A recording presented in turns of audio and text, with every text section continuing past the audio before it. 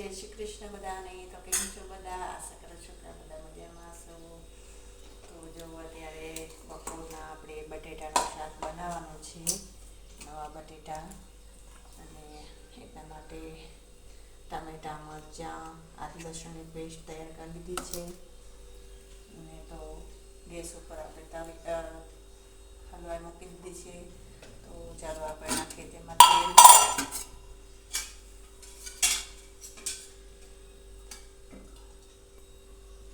જરૂર પ્રમાણે આપણે તેલ નાખીશું. તો જો તેલ આપણે નાખી દીધું છે. અને હવે આપણે તેમાં રાઈ નાખીશું.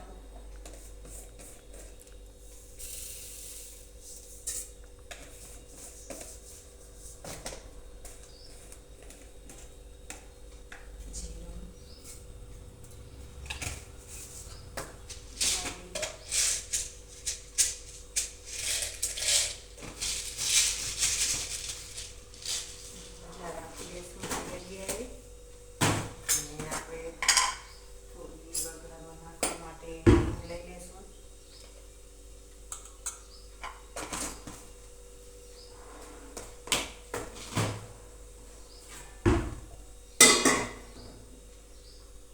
પછી એવું ઢાંકી લઈશું આપણે.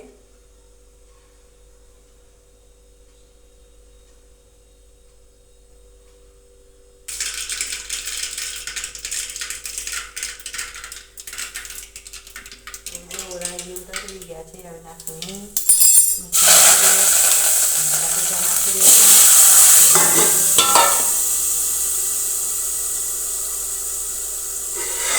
હવે આપણે હલાવી દઈશું.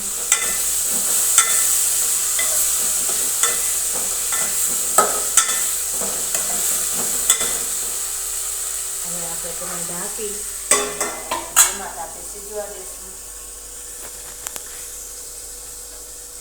અને ઉપર નાખી દઈશું આપણે થાળીમાં પાણી.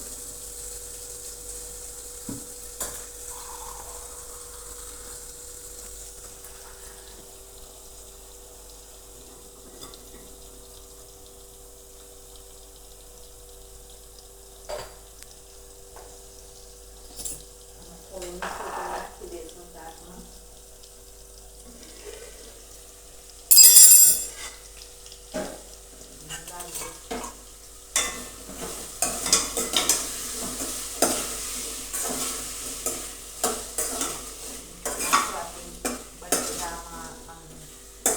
જલ્દી ચડી જાય અને ઉતરે પણ સારું. બટેટાનો ટેસ્ટ સરસ આવે. હવે આપણે તેને ઢાંકી દઈશું. અને બાજુમાં આપણે ચાલુ કરી ટામેટા મૂકી દઈશું. તેના માટે પાટલું સાફ કરી લીધું છે, ડીશ રાખી છે. અને અહીંયા જો આપણો લોટ પણ બાંધીને તૈયાર કરી લીધો છે. તો હવે આપણે રોટલી બનાવી લઈશું. લઈ લઈશું. રોટલીમાં આપણે ઘી નહીં ચોપડીએ કારણ કે ઉધરસ થઈ છે.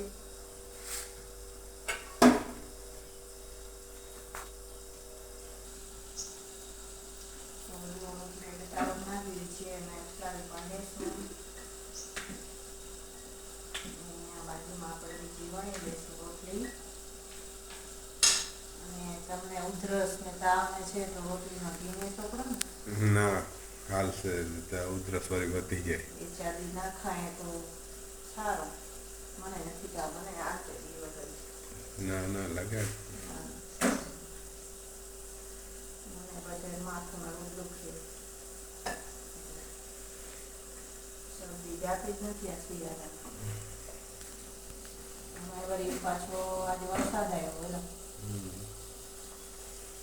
ચોમાસામાં આવે એવો પાછો. અત્યારે માવઠા થાય તો બિચારા ખેડૂતનો મરો હોય ના હે જીરા બગડે, ઘઉં બગડે.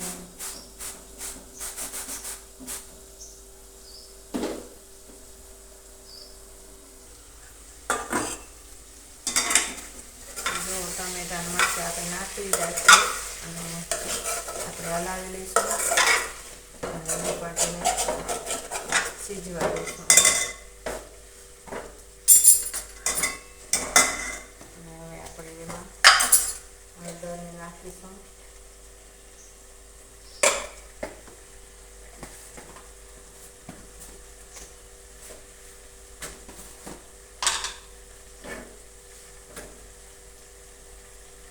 લાલ મરચું,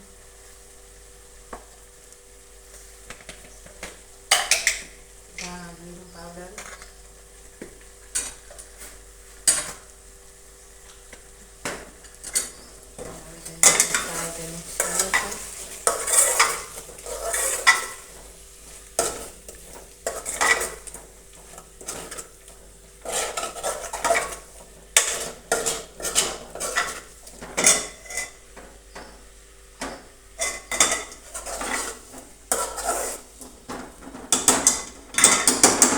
થોડી વાર માટે આપણે તેને સીચવા દઈશું હજી.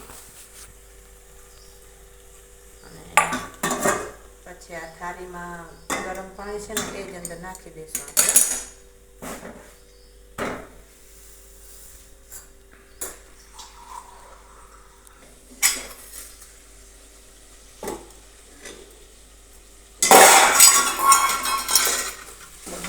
શાક શીખી ગયું છે.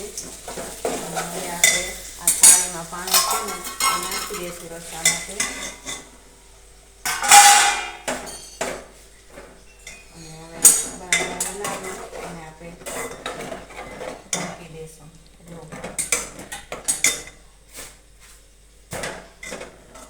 શાક ને રોટલી બનાવીએ છીએ એટલે શાક થોડું રસાવાળું જોઈશે, એટલે ધીમે તાપે ચડાવશું એટલે થોડોક રસો પણ રહેશે ને બટેટા પણ ચડી જશે.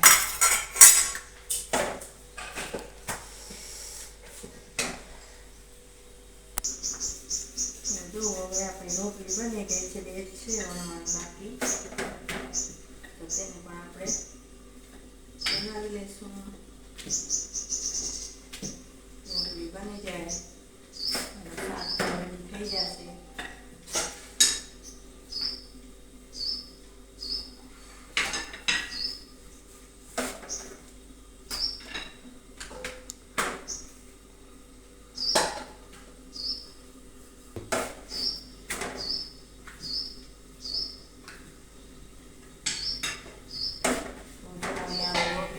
લીધી છે અને એક છે પકાવવાનું.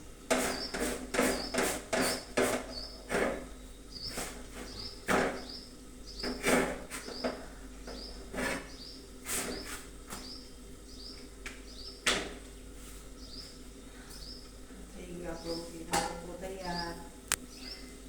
અને અહીંયા આપણે શાક પણ લઈ લઈશું.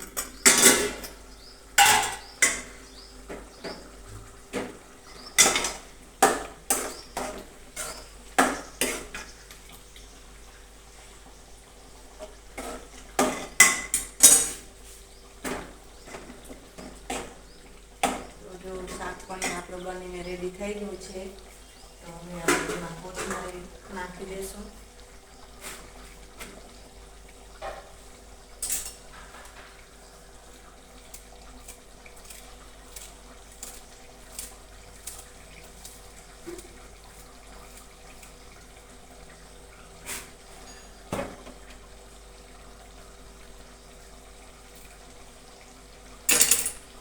આપણી રોટલી પણ બની ગયા છે અને શાક પણ બની ગયું છે. જો ગેસ બંધ કરી દીધો છે. જો કેવું મસ્ત શાક બન્યું છે. ફ્રેન્ડ્સ, આપણી રસોઈ થઈ ગઈ છે તૈયાર. તો હવે આપણે જમી લઈશું. તો આશા કરું છું કે તમને મારો વિડીયો ગમ્યો હશે. ચેનલમાં નવા હો તો લાઈક અને સબસ્ક્રાઈબ કરવાનું ભૂલતા નહીં. જય શ્રી કૃષ્ણ બધાને.